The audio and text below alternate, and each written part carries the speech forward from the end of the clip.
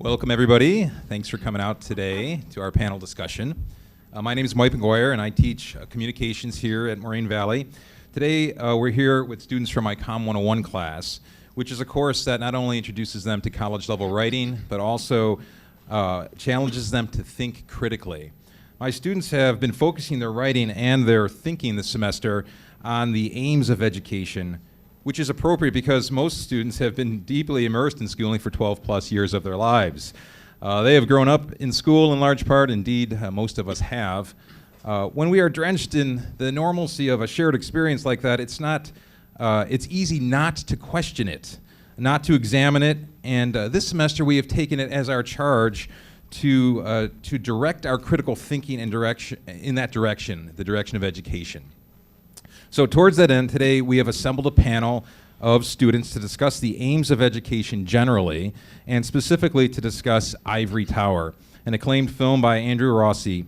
For those who may not have seen this film, let me set the context for you a little bit by reading the description from the DVD notes.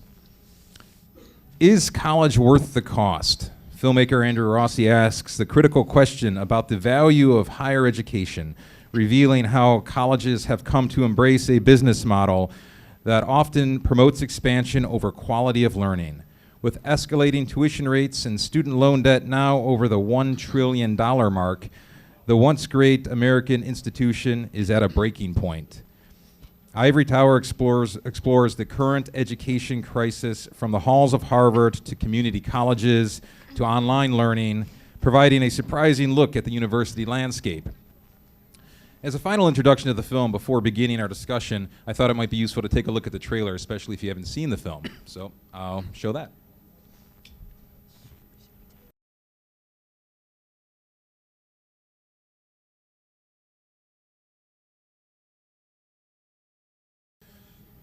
Okay, then. At this time, I'd like to ask the panelists to introduce themselves. We'll start at the far end of the table. Good afternoon, ladies and gentlemen. My name is Josue Hernandez, and I'm pursuing a degree in accounting. My major concern is the job security and the price tag when it comes to college degrees. Thank you. Hi, I'm Lisa, and I'm pursuing a degree in psychology, and my main concern is the rising cost of education. Hello, my name is Joshua Ehrlicher. I am majoring in automotive mechanics and technology, and one of my major concerns is the outdated classrooms we have in most colleges. Hi, my name is Bunny Brown. My major is EMS, which is Emergency Medical Service, and my biggest concern with higher education is the student debt and how kids really don't have like a sure thing that they're going to get a job in the degree that they're going into. Hi, my name is Elizabeth Nocito, and I'm majoring in psychology. My major concern is being able to find a job when I'm finished with school. Hello, my name is John Merriman, and our biggest concern in our group was making sure that every student in the country had the same opportunity as some of the others that might have more money and therefore more opportunities in front of them. So. All right, thanks for being here with us today. Let's just get started right away with some of the questions. The film asks the fundamental question, is college worth it? You are all college students here, presumably at the beginning of a college and professional career to come, and you may be taking on significant debt as you move forward. Can you talk a little bit about your situation and offer us your answer to that question, is college worth it, and why? I think it might be, why don't we start with Elizabeth on that one? Is college worth it? This is really not an easy question to answer because there are so many factors that go into the decision to attend college. Factors such as financial issues, career goals, and personal interests. For some people, money is not an issue. For the majority of students, attending a four-year college means debt.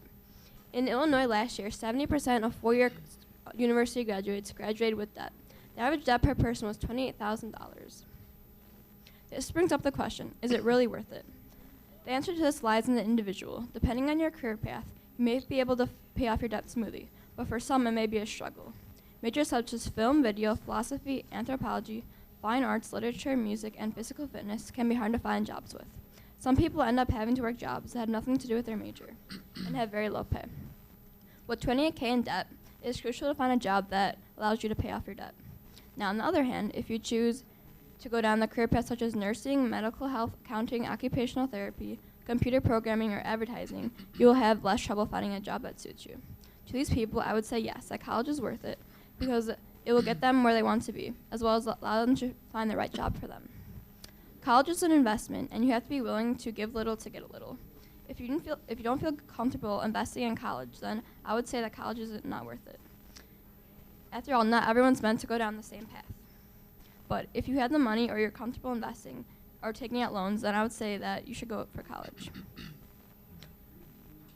So there is no right or wrong answer. You should go with what you feel is right because only person who can answer the question, is college worth it, is the individual person.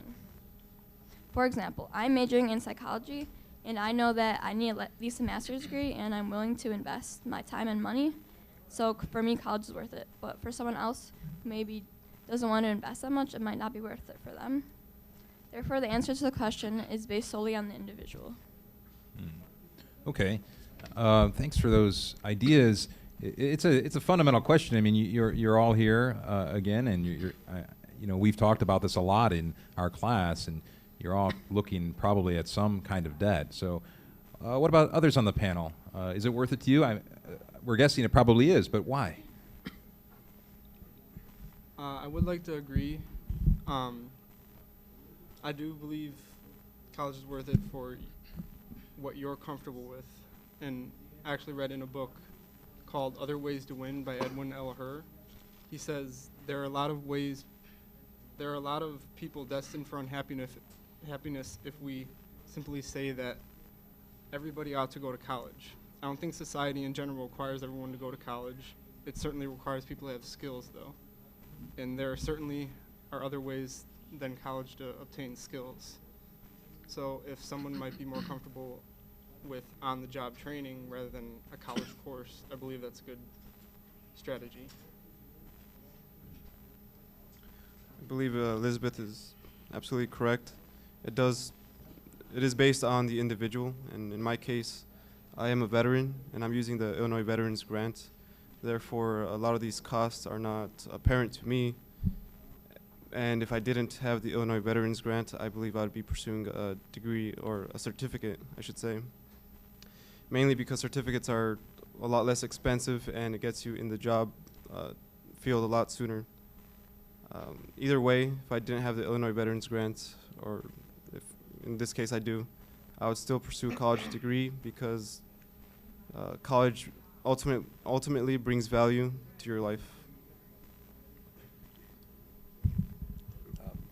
I'm also a veteran, and while I'm not using the IVG, I'm using the GI Bill. So, as well as Josue, I don't have to pay any tuition. The GI Bill pays the school directly, and then they also pay a housing stipend directly to me. So, we're definitely special circumstances, and to be perfectly honest with you, right after I was discharged, I didn't really want to go to college at all. I mean, that's why I joined the military, because I didn't want to not do anything, but, I wanted to do something at the same time.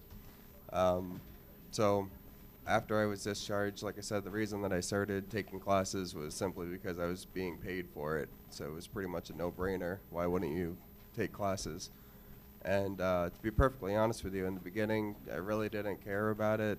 I was just going through the motions, and now that I've experienced the experiences that I have, I realize how important school actually is. I'm 29 years old. When I was 19, which is the average age of a college student, they don't see how important it is. They don't understand how imperative it is to better your future and better yourself. So I think that is one obstacle that we need to really be hitting hard, is that sorry, and that college is definitely important, and getting 18, 19-year-old individuals to understand that is not always the easiest thing to do. So I think that's the first hurdle. So we got a variety of folks on the panel here, and I'm sure in the audience. I'm just curious if maybe by a quick show of hands, how many expect to be taking on some kind of debt as you by the time you're done with your college education. How about on the panel? Who we got some hands going up in the audience there? So, yeah. Yeah, Lisa, you want to, yeah, a bunch of hands out in the audience. Lisa, do you want to talk about why is it worth it to you? And I think you'll share a little bit about maybe about your career plans and. Yeah. My plans are to pursue a career in anesthesiology, which is I would have to go to school for higher education for 10 or 12 years, usually, sometimes more. And right now the school is paying, I got a scholarship that pays for my whole education, so I'm not taking on a lot of debt now. But I know later on I'll get some scholarships for getting good grades and stuff, but I'll still have to pay a lot, especially when I go to medical school, because it's really expensive. And to prepare for that, I'm working now and I'm saving up a lot of money, and hopefully part of that will help me, but I know that I'm still gonna have a lot of debt. And as Elizabeth pointed out, a lot of the careers that you're more likely to get a job in is in the medical field, so I'm hoping that I will get a job after my 10 to 12 years of schooling. Adding on to that, debt I don't believe always is a huge concern. The way I'm going about it is I'm paying as I go. I have the forward payment plan that they use here at Moraine, and as long as you have a job, you don't have to go to all your classes at once. I'm only taking 3 classes right now. I do plan on taking more, but I'm taking it slowly rather than fast. And that way you could afford it sometimes better. Go ahead, Bonnie. Okay.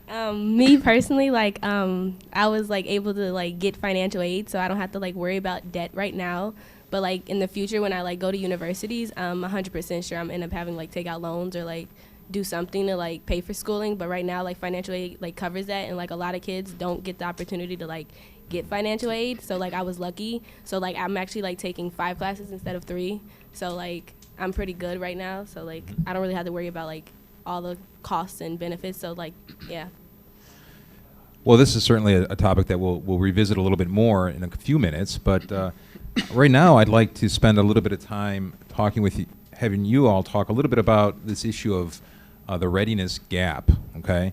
So I put some data points up on the screen for the benefit of our audience, and there's a lot here to take in, I know, but these are some of the things we've been talking about in our class. So just real quickly, some of the more salient points here. The ACT profile report indicates that 75% of Illinois high school graduates are not meeting benchmarks indicating college readiness. That's pretty startling. We've got also also important to note, 70% of growing inequality in this country is driven by lack of educational attainment. Many people agree to that. A couple other points here, we could connect some dots here. 60% of students entering community college and 20% entering 4-year institutions place into developmental education for at least one course. We also have this national cost of developmental education to taxpayers, institutions, and students estimated at $7 billion a year. Now, these are classes that are not college classes, okay? And then finally, staggering number, Jim Heckman from U of C, economist, he estimates $3 trillion total dollars needed to bring us back to the high point of our earnings equality. What that means is to bring all underprivileged, underprepared kids to a level where they would be productive workers to enjoy a middle-class lifestyle. Now, these are some very big and expensive gaps.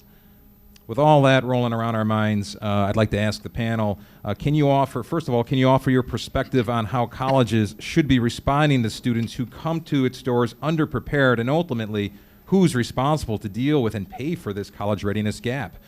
Why don't we start with Josue on that one? Sure. Well, there is no simple yes or no answer to this question. In my opinion, the answer is more complicated, and I'll answer it by saying we should limit investing in underprepared students coming into college. Not cutting them out completely, but we should limit the investment and focus more on investing in preschool programs. Sorry. Preschool programs for the disadvantaged children. This is when learning is the most crucial for the developing brain. A lack of education in preschool programs may inhibit students' motivation to learn as they grow. And just to be clear, disadvantaged children are the majority in the underprepared students entering college. I support my answer with some research I did on this topic. The economist Jim Heckman, as was mentioned, pointed out a study which concluded that virtually every aspect of human development is affected by the environment and experiences that are encountered in a cumulative fashion, beginning in the prenatal period and extending throughout the early childhood years. Heckman adds, early mastery of a range of cognitive, social, and emotional competencies makes learning at later ages more efficient and therefore easier and more likely to continue. In other words, early family environments are major predictors of cognitive and non-cognitive abilities. Excuse me. Also, the underpreparedness of students entering college may be due to such policies such as No Child Left Behind Act, where it focuses on cognitive test score outcomes to measure the success in spite of the evidence on the importance of non-cognitive skills in social success. If only 25% excuse me, of Illinois high school graduates are ready for college-level coursework, then maybe it's time we invest in a new system instead of trying to fix the old one on the back end. We need to look at other countries that have educational systems that have been tested and shown desirable results. For example, Canada, where the majority of adults have some form of higher education with a lower cost per student than the United States. When it comes to disadvantaged students, Heckman states, we overinvest in most schooling and post-schooling programs and underinvest in preschool programs.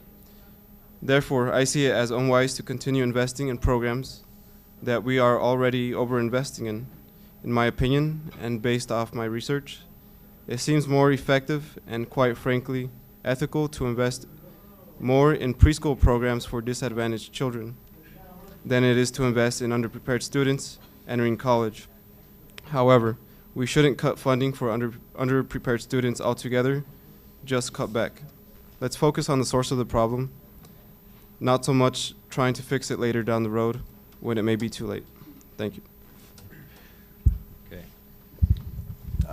Adding on that, while our group was researching what we were going to discuss today, we came across a movie. It's called Waiting for Superman, and basically, I don't know if anybody's familiar with the movie or not, but it pretty much discusses what you were just talking about, how we need to focus on the younger generation, tomorrow's future, and basically the whole point of the film, the documentary rather, is that there are schools out there, mostly in the larger cities, LA, New York, DC, and they're boarding schools that their whole method behind the schooling is that nobody can fall behind, that everybody is held up to the same high standards. These schools are specifically for underprivileged children that come from backgrounds where not the greatest neighborhood, not a lot of money. Maybe they don't have both parents in the household. So there are definitely movements in place as we speak. As I said, because these schools do exist, and they actually have a 96% success rate. That is that 96% of the students that are graduating are actually coming out and they're fully prepared for college. They're fully prepared for the next level. I believe that focusing more on this type of schooling and these ideas I think that that is certainly going to help close the gap, between being ready for college and entering into college and not being prepared. So. I'm curious, just to kind of follow up a little bit more personally with the panel, how many of you felt that your say K through 12 experience prepared you for what you're facing now in college, or not, or just if you care to talk about that a little bit? Not putting any blame on my school, but whenever I tried to ask about a college, they'd always tell me to get financial aid first, and I think they should focus not mainly on that, especially since it wasn't a huge concern for me. And I'd always ask, like, what are the best colleges, and they'd point me towards a site. But me personally, I like talking to a person. I hate online applications. I'll prefer like a paper one so I can give it to the manager. But I didn't know very much going in, and I actually registered for classes really late because I was concerned I was going to do the wrong thing. And I was still a little off on what I actually plan to do in the future. I don't think we need a specific classroom to tell us where we need to go, but I think we should inform everyone to be sure to point us in the right direction. Going off of what Josh just said, me personally, I was kind of prepared because, like, my teachers, like, they sugar-coated it, but, like, me being, like, the person I am, I tend to, like, overlook all the sugar-coat and actually, like, know what they're talking about. And, like, so I was more prepared, but, like, me, like, ready for, like, college course classes, like personally, me, I'm, like, in a remedial math class, but that was personally on myself because, like, I fell asleep during the testing. But I kind of, like, think that remedial classes are, like, pretty good for you, like Josue and John said, like, you should start at a young age, and, like, but you can't, like, forget about the college course classes because you still need kids, like, students who need help, like, learning in a different level than they're supposed to be learning in. So, like, me personally, I think it's a good thing that they have remedial classes in college because it gives you, like, a better position when you go to, like, the college course level classes, because then you have, like, all your mind, like, in your math classes are, like, is fresh to you. So, like, you're like, oh, I just learned this. They're just, like, adding on to it and adding on to it. It's nothing like, oh, I took this when I was, like, a senior in high school, or I took this, like, months ago, so I don't really know nothing. If you take it, like, before you actually take college course classes, I think it kind of helps you and benefits you in the end. Other than the basics, I mean, really reading and writing, what you clearly learned in elementary school. My personal experience, no. Grade school did not help me at all. I'm also in a remedial math class, which I think is certainly important. If we have something in place that's taking care of the younger generation, hopefully that'll provide a better future for us. But there's still people here today that if they're going to come to school, if they're going to pay for the class, why not provide them with the opportunity, even though they may not be mentally or as prepared as their peers. So if somebody's willing to put in the effort and willing to put in the work and willing to pay for it, then why not? I don't think that taking remedial classes out of college should be an option at all. So that's what I think. Okay. I'd like to go to another question, if we can, here for a minute, and it's another kind of a complicated, tough question. But Bonnie, on the panel here, wanted me to make sure that I ask her this one. Yeah, I did that. I've put some data points up on the screen again for the benefit of the audience.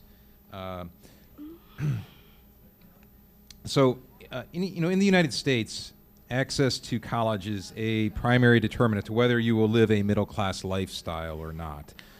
Anthony Carnevale from Georgetown University goes so far as to suggest that higher ed is not the great democratic leveler it was, or at least that we used to think it was. And so we got this fact that 70% of growing inequality is being driven by a lack of college attainment, educational attainment. But then we have 80% of college-bound white kids going to 80% of white kids, Carnival cites, go to the top 500 selective schools where the graduation rate is 85%. He also cites 70% of minority kids going to two-year open admission schools where the graduation rate is 35%. And also at those open admission schools, we got per student spending that is two to 5 times less than the selective schools. This is true for equally qualified students, so it doesn't have to do with preparedness or smarts. So my question to you, Bonnie, right now, because I know you wanted this one, is what do you make of these facts when you consider your higher education as a gateway to a better life? Well, personally, like, my higher education, I think, is, like, key because, like, when you're younger, they always tell you higher education is, like, where you're supposed to go. Like, it's the next step in life. I kind of think that community colleges are better to go to before you go to a university because it kind of gives you, like, a foot in the door before anything. So, like they said on the facts and everything that even though, like, minority kids tend to, like, graduate at a less rate at selective open admission schools like Moraine Valley or, like, community colleges around wherever you're at, I still feel like it's better to do it. So, like, personally, I kind of think that higher education, like, betters a gateway. So, like, where am I at on my paper? My bad. Like, here are facts. According to, like, the College Board, they said that a student tends to make more money than a student that has, like, only a higher school diploma. They make an average of $22,000 more per year. Like, that's a lot of money, so yeah. They also say that you tend to earn 63% more in hourly wages, so, like, yeah, I don't know where they're.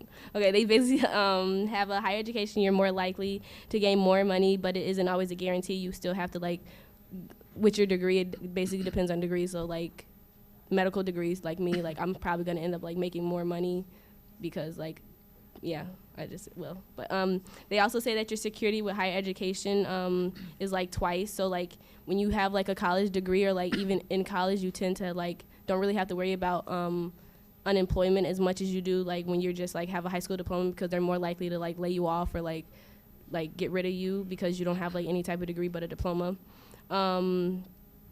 They also, like, talk about your health when they talk about higher education and how it, like, betters your future and everything because they say, like, when you're in college you tend to, like, run around more and you, like, are more, like, vigorous and, like, in activities and everything, so, like, it keeps, like, all that down.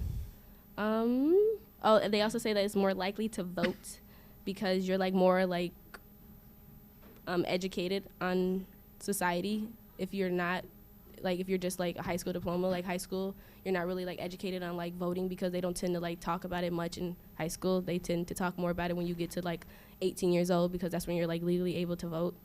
So, yeah. I'm not done yet, so, yeah. Sorry, my bad. Forgot this whole line. So they say, like, smartness, like, it doesn't, like, worry about you, like, doesn't, my bad. I'm, like, reading off my paper wrong.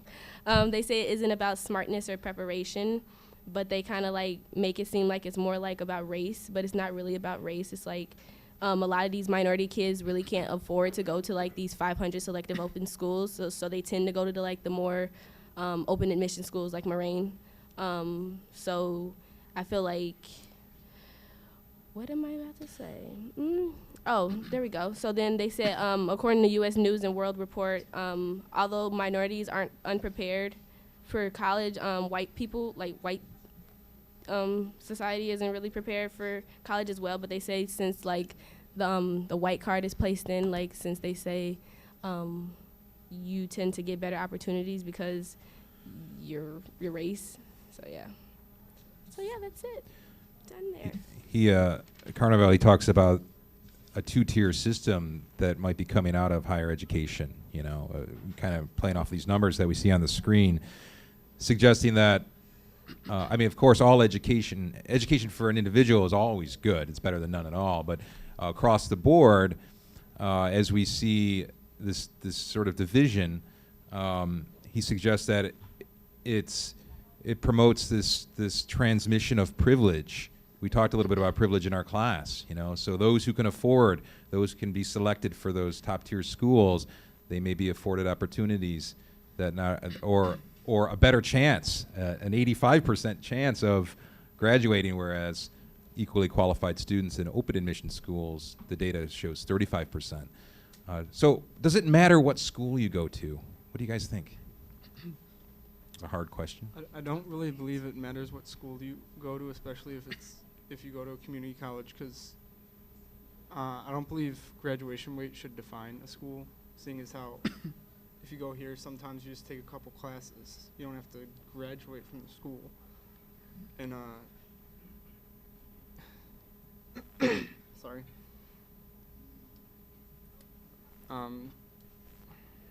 Sorry.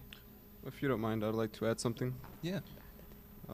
I strongly believe in the power of attraction, and if you put yourself in the presence of others that are being successful, that are pursuing a degree, I believe that part of that success is going to carry over to you, and therefore other people that are trying to be successful are going to view you as a successful person. And if you interact with people that aren't doing anything, for example, let's say Moraine was not in a very good neighborhood. If you interact with people that aren't really doing anything for their lives, I believe that then it does matter where the school is. But in my case, in my personal opinion, I believe it doesn't matter where the school is as long as you present yourself with the right people. Going off of that, personally, like, I don't really think it matters what college you go to as long as, like, they have your degree and, like, they have, like, I don't really think graduation rates are, like, important, but they are pretty, like, crucial because, like, if graduation rates are, like, super low, why would you want to go to that college if, like, no one's graduating from that class or, like, graduating with that degree? Like, why would you want to, like, waste your money and time at that college? So I kind of feel like graduation rates are kind of important, but they kind of aren't because it just depends on who you are and, like, what major you're going into. I think it matters if the college is like accredited or not, which like they talk about in Ivory Tower. So basically, like, if you do get a degree in a college that isn't accredited, then you basically got the degree for nothing because no job is going to hire you because the degree is basically worthless. It's just a piece of paper that says something. It doesn't actually like hold any power or anything. So I think it does matter to a point. I think as long as you get good grades and you show that you're active in school, that it doesn't really matter what school you graduate from because you still get the same degree. So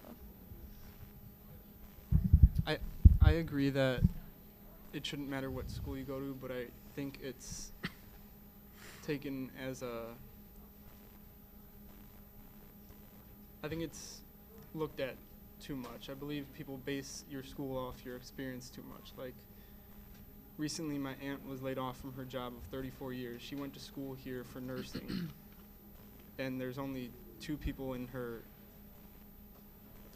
I can't remember the exact name, but in her department, there's only 2 people, and they decided to switch to 1. And since the younger, I guess you could say newer, the younger person who went to a fancier school was picked over her. So I think it's taken to point too much. But doesn't that also depend on, like, does she have, like, an associate's degree in nursing or, like, what's her degree? Like, how far is her degree going towards it? Well, that's the thing I'm not sure of, but I still believe experience should be accounted for. Let's John, did you want? Okay. Let's go to another question, kind of returning to this challenge of debt. You know, we watched this film Ivory Tower in our class, and many students, after seeing this film, feel a kind of overwhelming anxiety for their futures.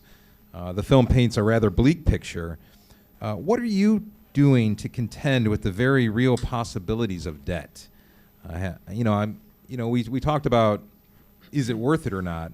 But what are you doing proactively, if anything, to contend with the possibilities of debt? Have you sought advising on it? Are you picking your majors based on your return on investment? That sort of thing. Bonnie, can we start with you on that one? Oh, yeah. With debt, like, I'm not really into debt right now because, financial aid. But, like, to, like, prevent debt, like, when you're at community college, you could, like, go for scholarships or, like, take out grants or get financial aid or work and actually pay for it yourself because, like, Josh said, they have, like, the 4 plan step thing, and he does it. So, personally, I don't really have to worry about debt at this moment in time. I chose a career not because, like, the money and like emergency medical technician, you don't really have to worry about paying off debt, because like a medical degree, you're gonna end up like getting your money back and like being able to pay debts off easier than if you go into like a fine arts major or something, because it's like difficulter to find a job in that career field. But for me, like medical is like really good to like not having to worry about debt, and same with like if you go into like business or advertisement or anything like that. So Did that play into your choice of career no. field? No, I've always wanted to do it. I just Okay. it So you- just helps me. It kind of like benefits it. Like, oh, I don't really have to worry about debt as much as like other people when they go into different Mhm. majors. Mhm. So. Okay. Others, and I think we don't. From some of what you're saying on this panel, some of you are very lucky, right? You're in situations where debt isn't necessarily individually a pressing issue, but certainly nationally it is. So again, the question, maybe what are you doing to contend with it, or what do you think others might do to contend with this? I made a note that something Elizabeth said. She said that on average, graduates come out with $28,000 in debt. Is that correct, Elizabeth? I believe if a student is going to be prepared to go in debt with $28,000 or more by the time they're done with their degree, they should really do their research as far as what major they're going to pursue, and they should do research based on the job outlook of that specific major. And like Bonnie said, if you're going into a liberal arts major, that's good. However, make sure you have some type of job already lined up. Otherwise, it may be very difficult in that situation.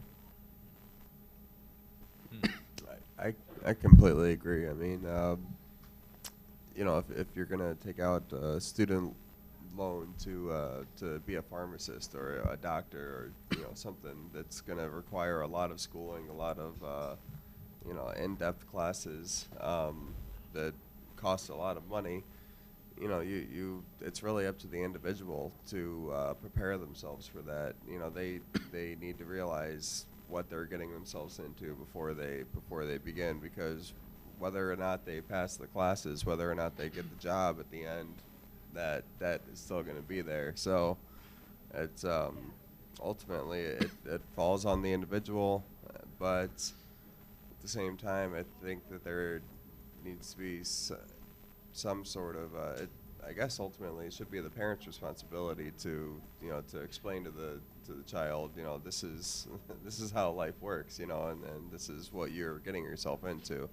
I think that the reason that this generation is called the boomerang generation or I think my generation is the boomerang generation. It's the kids go off, do their thing, and then they come back to live at home because there's simply no jobs out there. 10, 15 years ago, it was high school students that were cooking French fries and asking paper or plastic. But nowadays it's you have people who have bachelor's degrees out there just trying to get anything, any kind of income. The economy has taken such a turn for the worse that that's the position that we're in now. But getting back to the main point, what can they do to better prepare themselves for the debt that they are about to incur? It really just boils down to education and knowing exactly what they're getting themselves into, whether that comes from them doing their own research or teachers or student counselors pointing them in the right direction. Ultimately, I personally believe it's the parent's responsibility, whoever that is, whoever that may be. There's a lot of resources out there, but at the same time, there's a lot of students actually that don't have those resources. That are. I mean, I was one of them. When I was, like I said, I'm 29. When I was in high school, I don't remember anybody ever talking about college ever once. So it's if the parents aren't doing it, then I think the schools should definitely have at least a little bit of responsibility, at least a little bit of obligation to inform the students of the possible debts from college, because again, that was something that was never discussed in my experience. I'm curious about that. I mean, has that been other people's experience where the institution has reached out to you? I mean, have you been approached in some way to be thinking about debt, about about career path selection based on, return on investment and that sort of thing from advisors, or is it something that has fallen on you to be proactive, to investigate, to know for yourself? I believe it's kind of fallen on the student to figure out how much it's going to cost, because one thing that always bothered me is they never tell you how much. The websites won't tell you anything, and I've had many advisors actually come to one of my classes, my automotive classes, and never explain the price, and they wouldn't even be sure. They just know the base price and not anything else, which really bothered me. Well, it's because, just like Ivory Tower explained, a lot of these colleges nowadays, they're businesses. It's all about the money. It's all about, that's that's what everything in the world is all about. It's all about the dollar. So, I think that somehow or another that ideology needs to be removed from higher education. I mean, I can completely understand how the two can become, intertwined, but once money gets involved in any situation, that's the most important thing. Unfortunately, college is no different. At least that's what the film explained to us, and that really needs to be broken. I think that's something that we should really focus on trying to change, because this path that we're on is really just setting all of you guys up for failure. So we're here to help change that, because we want you all to succeed. So. We can comment still? Yeah, go ahead. I don't know if we had enough time. No, I don't want to cut you off. We can shift Okay. gears. Personally, I think when it comes to teachers or colleges telling kids about student debt, I think they veer away from that, because if you tend to tell the student, if you take this major, you get this degree, you're going to be in this so much debt, they're going to end up not even want to go to college anymore. And that's not even what you want. You want a kid to actually go to college, but you also have to be able to not fully tell them how much debt they're going to be into, but at least inform them you guys might end up getting into a little debt. So you have to be prepared to go into a career, or even stay in the career that you want to be in, but you have to be prepared to be able to pay all that off. Yeah. You got a plan, right? When I showed the film, I was afraid everyone was going to drop out of school. No, that's not the message. All right, let's shift gears a little bit if we can. The film touches on the role of technology in expanding affordable access of higher education to more students. The example it highlights, though, is a failed partnership between the massive open online course company Udacity and San Jose State University. Despite this failure, though, most leaders in higher education agree that technology must play a role in dealing with this crisis. So my question to you is, what has been your experience with online education, and do you see it as a viable alternative to traditional classroom learning? We could start with Lisa on this one. I do agree that sometimes it can be a viable alternative to traditional classroom learning. In my experience, I haven't had any fully online classes, but next semester I'm taking 2.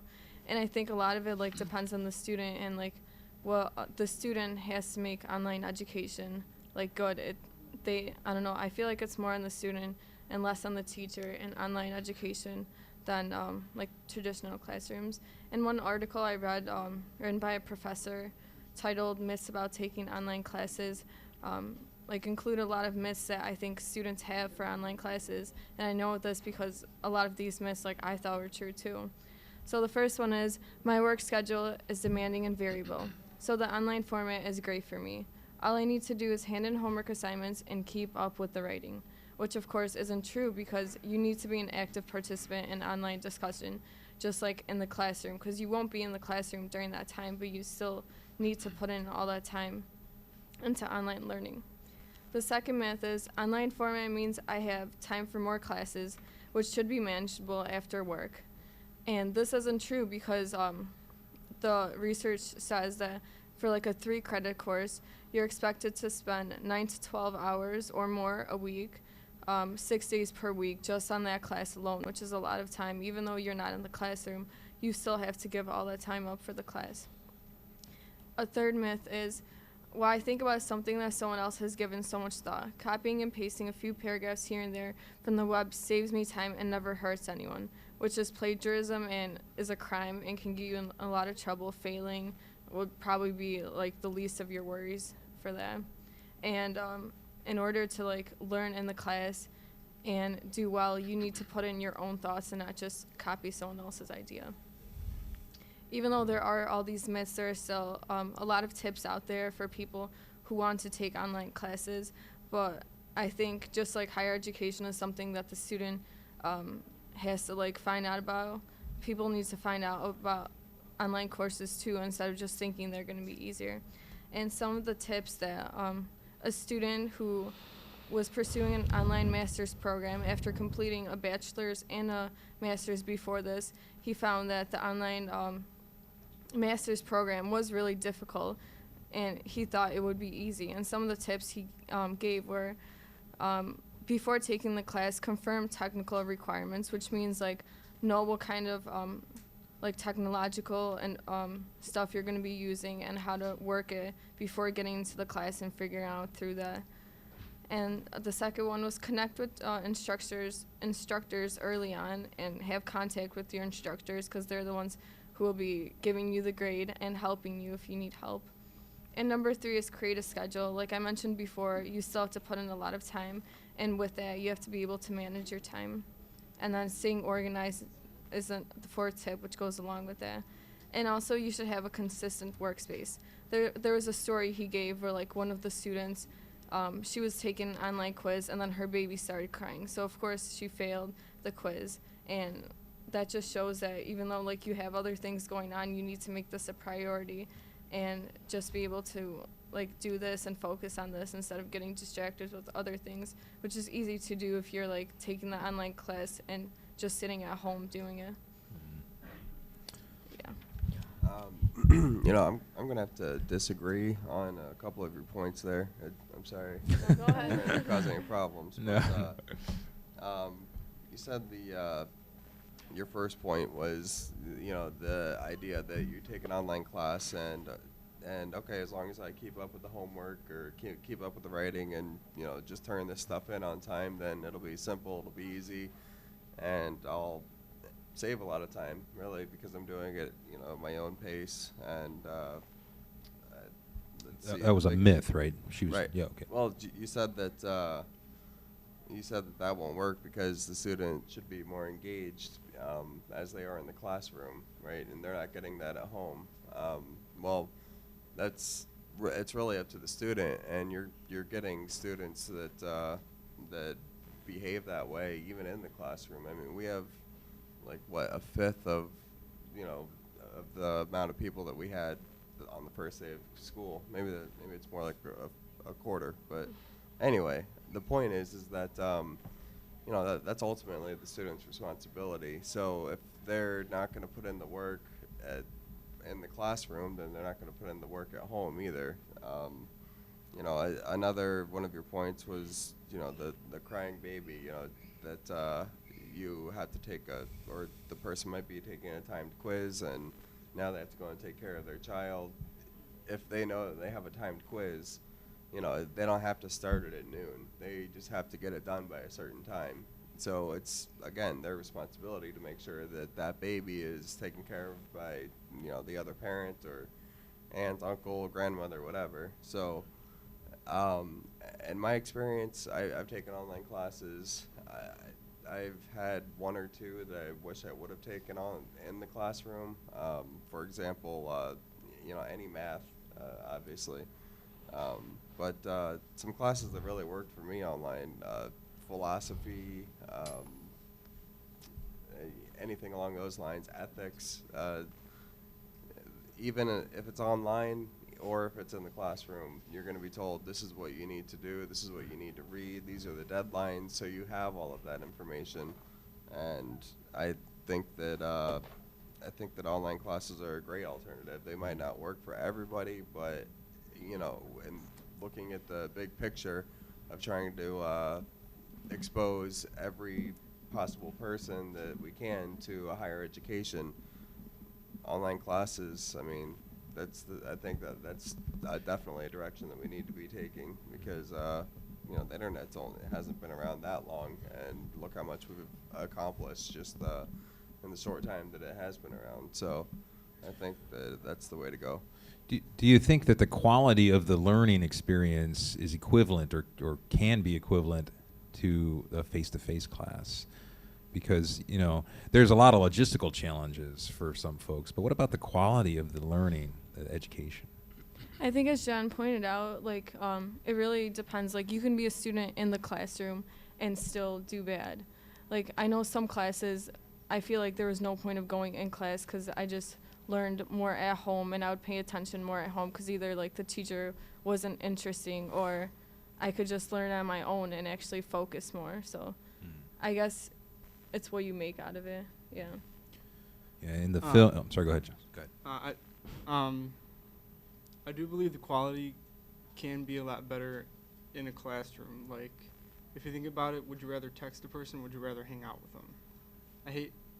I still really hate texting because, you know, if I say something, someone might think I'm saying it angrily rather than calmly, and that always irritates me because I'm always pointed out as an angry person then. Did you want to add anything to this one, Elizabeth? I think I know some people who would prefer to teach themselves. I think that online learning it gives them that experience to do that. Because I know some people don't like being taught stuff. They like to teach themselves. And with online learning, you can do all that. And some people can't make the drive out maybe to college, and they have other priorities and they can't get there on time. So I think it's really what's the word It's really it can suit anybody. Yeah, versatile. Okay. All right.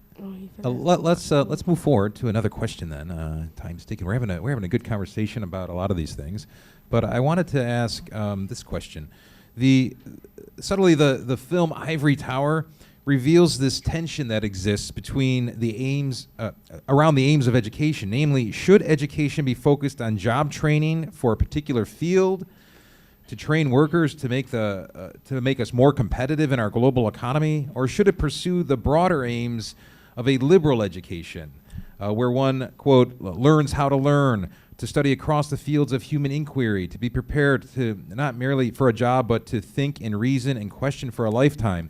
Those are some of the phrases that were used by the provost of Harvard when she was talking about a liberal education at their institution.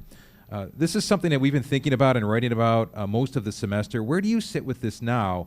In your informed opinion, what do you see as the aims of higher education? John?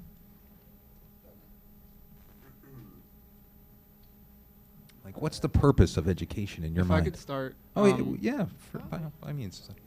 I understand job-specific training has been given the stereotype that it's kind of dumping the underprivileged, or it's the dumping ground for underachievers. And, you know, I don't really want to agree with that, because I believe if everyone does their part in a society, shouldn't it be working? I don't think I want to bring my car to a psychology expert rather than a garage where they know what they're doing. And a lot of the actual job-specific programs have become huge technical and career courses. We even have schools like Universal Technical Institute that will train you for around 2 years specifically in cars. And how does that say bad if you're going? How is that any different from a person who's has the drive to learn nursing? And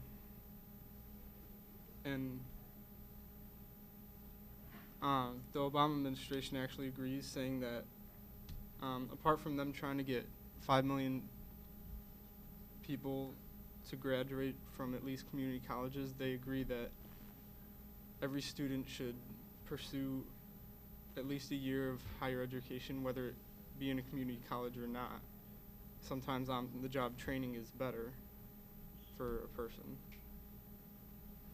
and not necessarily in a classroom. Like, I know the program I'm going into is 2 years, and it'll train me specifically in automotive, but more specifically in Mopar. And we have different programs like nursing. Yes, that's a little more open than Mopar, but is it bad to have them an expert in it? I don't know if John wants to go. 'Cause No, this whoever. is your question, but No, you just bounce okay, it around. It's good. okay. Me personally, I think that a job should also have training, but it should also have like classroom things, because like you also need to like learn the basics of your job.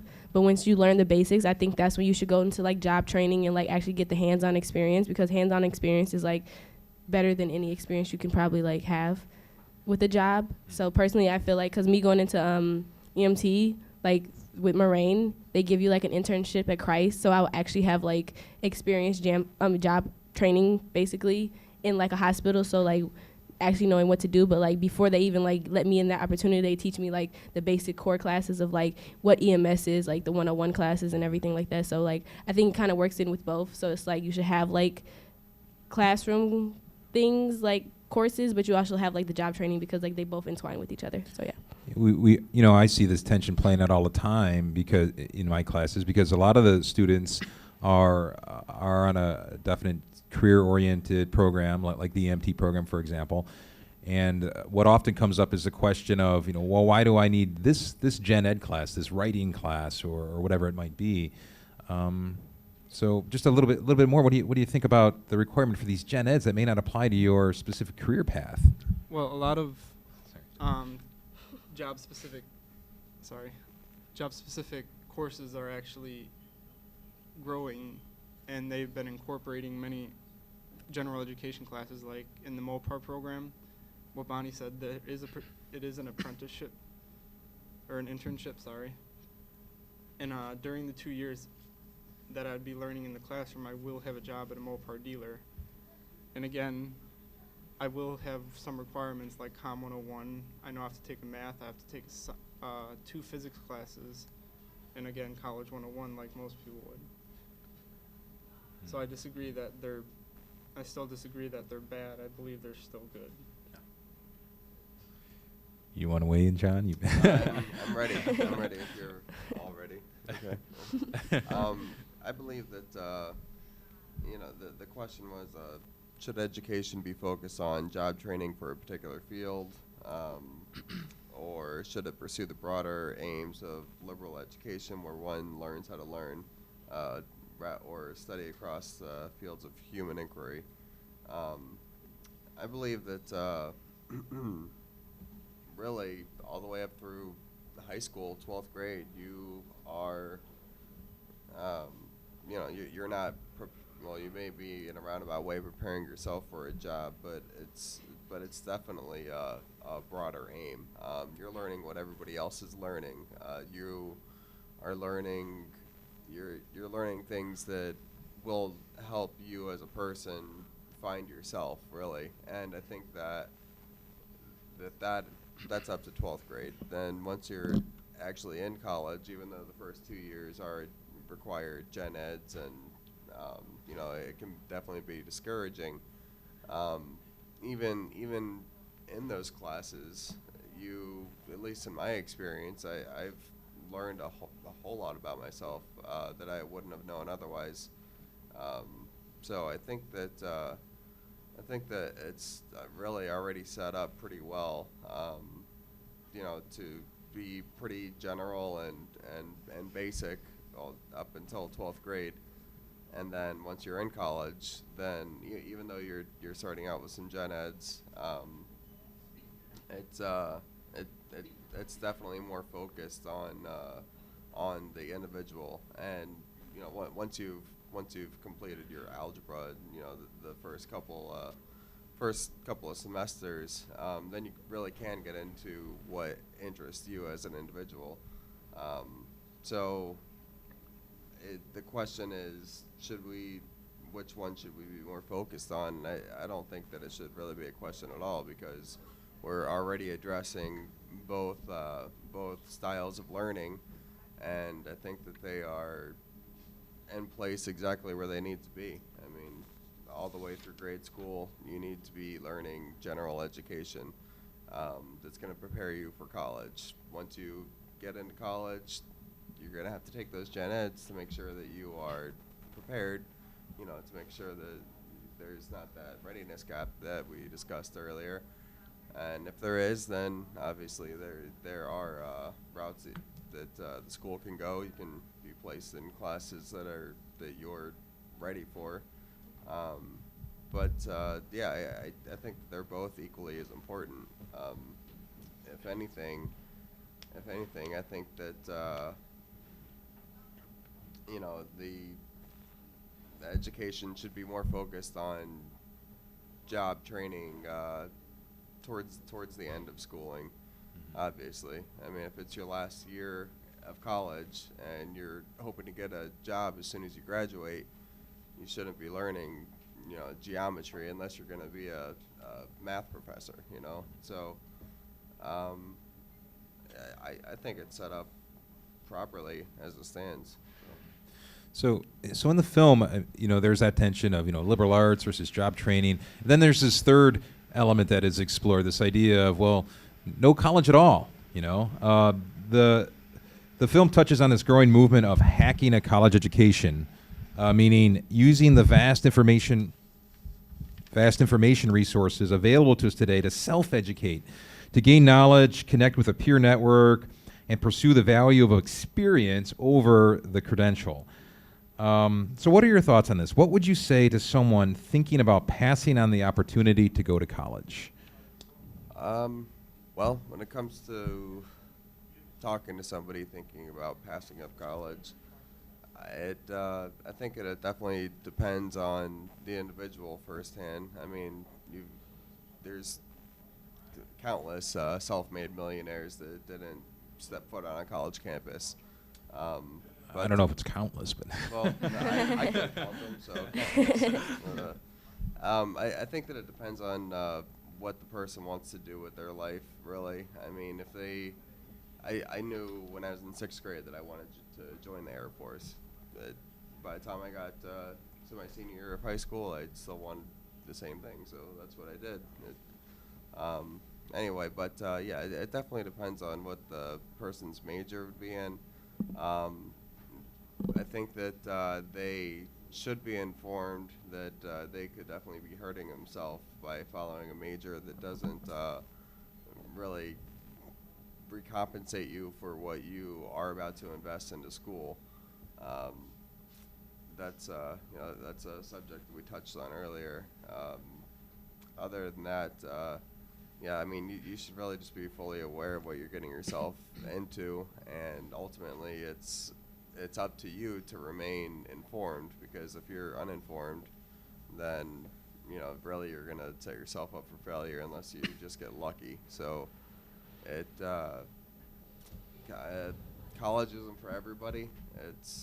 That's certainly been proven, but I think that it should be a standard unless you have something else in place, you know, unless you know, like I said, I wanted to join the Air Force because I knew I didn't want to go to college, that, you know, I had no interest in it whatsoever. Now, and yet here you are now. Yeah, and here I am. Yeah, and I enjoy it. I really do. So, yeah. Others? If I could add on, a quote said by Mike Rowe, he says, "We've convinced ourselves that good jobs are the result of a 4-year degree. That's bunk. Not all knowledge comes from college." And for those who don't know Mike Rowe, he has 2 shows. He has Dirty Jobs, and right now his new show called Somebody's Gotta Do It. And on these shows, what he does, he goes to many different places and does their job. He learns on the job.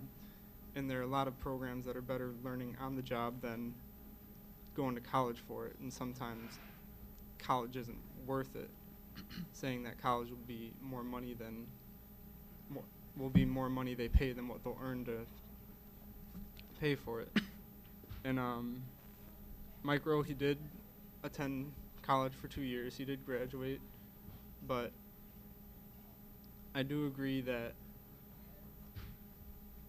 you can't completely rely on college. Like, also my automotive teacher, he didn't start off in a classroom. He actually started off at a garage at 10 years old, and he learned everything. Even the only reason he ever went into a classroom was to get certified to actually work at the garage, to be paid more money. I'm not saying it's not good. You will be more guaranteed a job probably, but again, I agree. I don't think all knowledge comes from college. I completely agree with you. I mean, when you compare the amount of education, I guess, that you receive from life experience, if that could be measured by in some way, and if you could also measure your college education, what you receive from that, I think that everybody would agree that your life experiences are going to provide you with a whole lot more, education experience in general than the college will. Obviously, clearly, college is important. It teaches you what you need to know in order to advance in life. But before attending college, your life experiences, that's what's gonna lead you to college or lead you away from it. So It does seem that those who opt to defer college or don't go that route are successful are those who are very focused. To those like yourself, John, who you said you knew you wanted to go to the Air Force. You were focused on that, and was it your uncle who grew up in the garage and he knew Sorry, my automotive teacher. Your automotive. I'm sorry. He knew that that's what he wanted, right? And there's a certain amount of focus. I think a lot of times we go to college when we don't know what we want, and maybe that's a good thing, perhaps, but it's also an expensive thing, right? So, we're running out of time, and I want to make sure we have enough time for at least a couple of questions from our audience. But maybe right before we go to that, we could just ask the panelists to. If they were to impart one final word to our audience, one thing to take away with them from all this, what would it be? And we could start at the end of the table and move on down.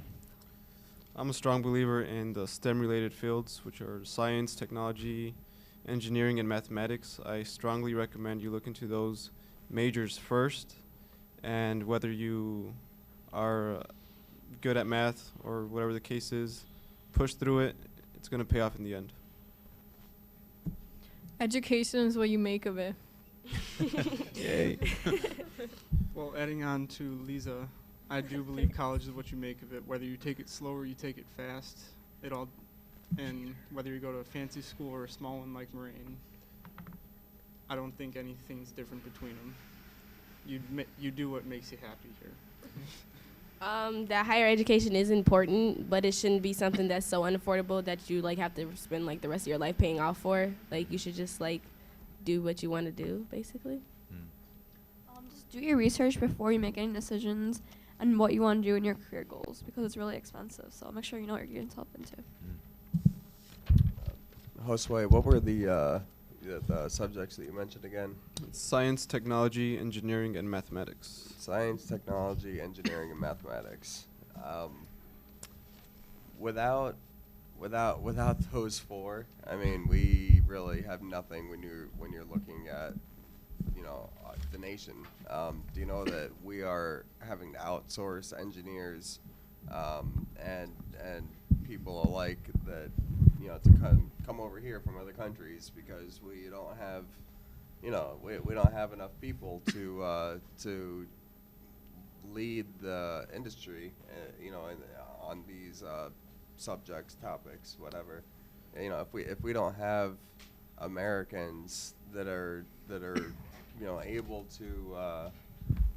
to master these subjects, then we are definitely not going to be the giant powerhouse that we have been. I mean, we're already giving away jobs, high paying, very important jobs to people that live in other countries. We're begging them, please come over here. We need your brains. Well, why don't we invest into our own people? I mean, that's really that's what needs to happen. I mean, otherwise we're really setting ourselves up for complete failure. So, Thanks, John. Okay, we saved just a few minutes for any questions for the panelists from the audience. So, are there any? Maybe one? Oh, we've got a hand. Yes. Here we go. Yeah, what's the upon viewing the film Ivory Tower, what was the most valuable thing you took away from watching the film? And anybody? I'll take it. The most valuable thing that I took from it was that really education is, like I said earlier, it's become more of a business than anything, and I think that is like poison. It's poison to the whole, the whole idea of educating our students. It's that's what stuck out the most to me. So I think that it needs to be all about the students. It needs to be about the education. It needs to be about furthering our society into the future, not about the money. Any other questions? Any other questions? Oh, they've got a question. A couple of questions. Thank you. You all did a really great job on the panel. My question is for the two veterans. I was wondering if you picked up any skills that you feel could help you get a job without going to college, or if you exited feeling as though you better take advantage of those military benefits and go back to school so that you can find a job. In my case, thank you for the question. In my case, I was a mechanic. I worked on Humvees and 7 tons. I ended up not liking to be a mechanic. But to answer your question, yes, I could get a job rather easily as a mechanic. However, I found that my interests are accounting. I'm more in the business side now, and that's the reason why I am pursuing accounting now. Okay. As far as my experience goes, I was a weapons troop in the Air Force. I loaded missiles and bombs on fighter jets, as well as the gun as well. All of the armament systems on the F-15 was the aircraft that I worked on. So no, there are no jobs that oh, hey, I can load that bomb, and I can throw that missile up, nothing like that.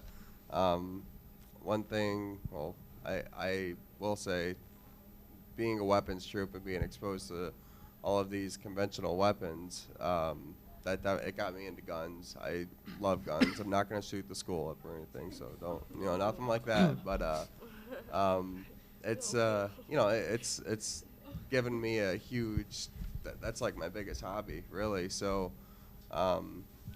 although it hasn't directly given me the skills, it led me down a path to pursue something that I have a passion for. So I'm currently trying to obtain my federal firearms license that would allow me to build guns in my garage and sell them just like a gun shop. So that's pretty much my plan. But no, there aren't any jobs unless you're working for Lockheed Martin or Boeing or something like that, and they're not really prevalent up here. So no, unless I were to get a professional job like that, which I could, I have plenty of friends that do that. I'd have to move. But no, for the most part, there's not a lot of civilian jobs that have anything to do with missiles and bombs. So. I know we're right on the edge of our time limit here, but if we could just take this one final question. Many of you have mentioned different benefits that you get for going to school, whether it's financial aid or if it's like the GI Bill or anything like that. Do you think if you didn't receive those, it would change your perception of the value of your education? Or do you think you would still be here at college today trying to further yourself? I think it would definitely change my opinion. I mean, like I said earlier, when I started taking classes, I started taking classes 2 or 3 months after I was discharged. The main reason why was because, I spent the last 9 months of my enlistment in the hospital, like basically dying, to be perfectly honest with you. I clearly didn't die. I made it, and I really hate. Even then, I had no desire at all to go to school, but I needed an income. My retirement benefits didn't kick in for about a year, so after I was discharged, I didn't have any money, and that's why I started going to school. And in turn, like I said, I really like it. I mean, I've learned more about myself, just in this short period of time than I ever would have known before. So, thankfully, because of those benefits, I appreciate college for what it is and all that it can be. If it weren't for the GI Bill, then no, I wouldn't have thought twice about it, to be honest with you. So.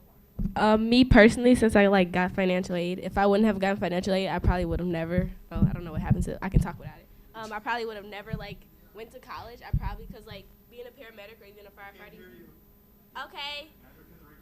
Oh, okay. Oh, my bad. Okay. What's it called? They have paramedic schooling and they have firefighting training and they pay you to do this. So instead of me coming to college getting a degree on it, I would have just went to the school where they pay for me to get a degree on it. So either way, I would have worked out for me because of my field that I want to go into. Well, like I said, I'm paying as I go. I didn't get any financial aid. I wasn't able to, and I feel if I did, maybe I wouldn't value it as much because me thinking about the money makes me think I really can't waste my time here. I gotta pass these classes or I'm wasting it. All right. Well, I know we're out of time, but I wanted to thank our panelists. It's not easy to sit up here and kind of, be asked tough questions. They prepared well. They did well. So thank you so much. And thank you to all of you for coming out and asking questions and listening to what they had to say.